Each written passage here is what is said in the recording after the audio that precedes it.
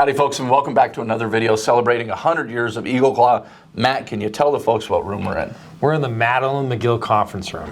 That's right, and that's going to make a lot of sense here in a second. So up to this point, we've talked about how the Wright and McGill Company, Eagle Claw, it was born on the water from an angler, Mr. Andrew D. McGill. Yes. A unique ability to take an angling situation and find ways to make it better, to make the experience more enjoyable for the angler. And then, of course, you've got the industriousness, the business savvy of both Andrew D. McGill and Stan Wright, cousins, fishing buddies, right? Yeah.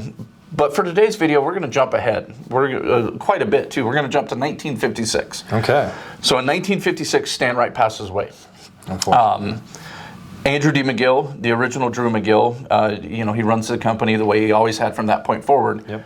Growing the company and moving forward. A vision for the future is something that, Eagle Claw instilled from Andrew D. McGill early, still does today.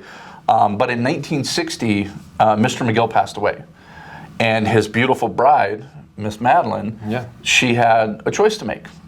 You put yourself in her shoes. You got to feel the weight of the world is on your shoulders. Do you sell the company?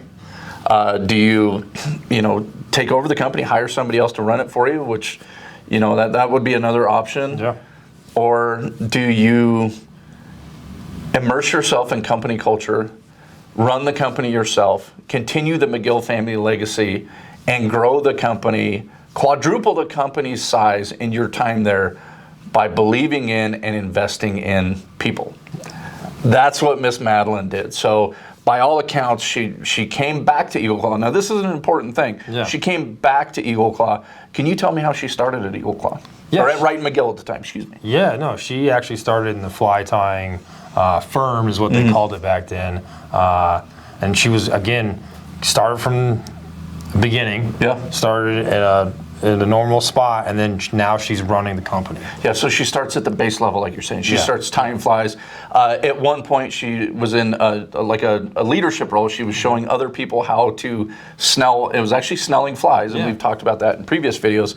So she comes back to the company, right? And after Mr. McGill's passing. So she already has history with the company. Of course, she's married to Andrew D. McGill. Their son Lee, she has a love for fishing, so it works. And by all accounts, she was funny, engaging, and truly had a love for people that you can feel. Yeah. That love for people enhanced company culture. And there's changes that we still feel today. Yeah. A lot of folks at Eagle Claw, how many days a week do we work? We work 4 days.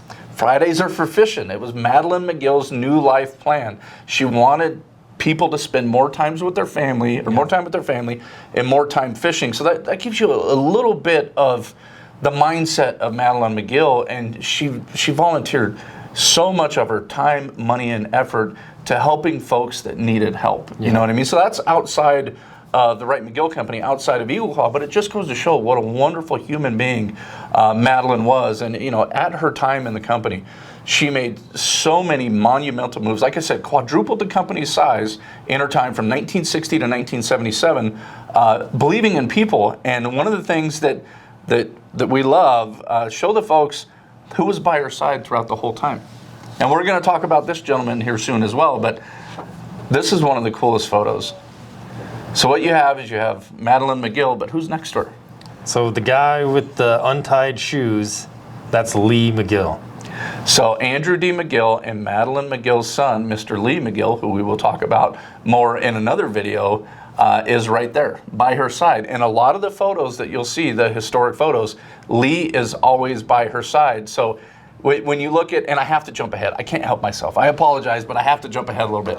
When you look at Andrew D. McGill's industriousness, his vigor for improving the lives of anglers, you pair that with Miss Madeline's love for people and just her ability to embrace culture and change and shift culture and all these things.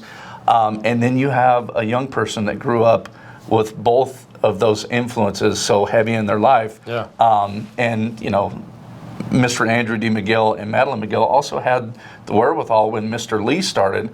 He started at a base level position as well. So it's very humble and leading by the heart, I guess is a way that I would say it. So there's a reason why we've been around for 100 years and it's not by happenstance. It's the belief in people. It's the belief in American workers and so many other things. But as you can tell, I get fired up talking about Miss Madeline McGill because it's such an important part of the company's history, and it's something that maybe a lot of folks don't know. No. So now you do. Like, a huge part of Eagle Claw's history was shaped by Miss Madeline McGill and her love for people.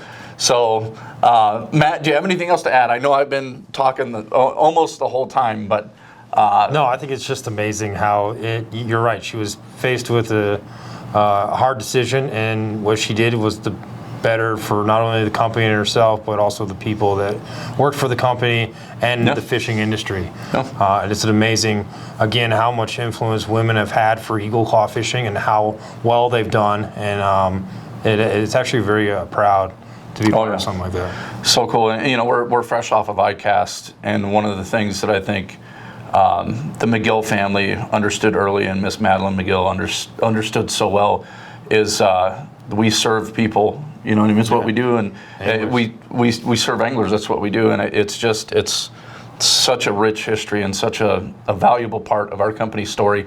We wanted to share it with you guys. Until next time, get out there and catch some fish on American-made fish hooks.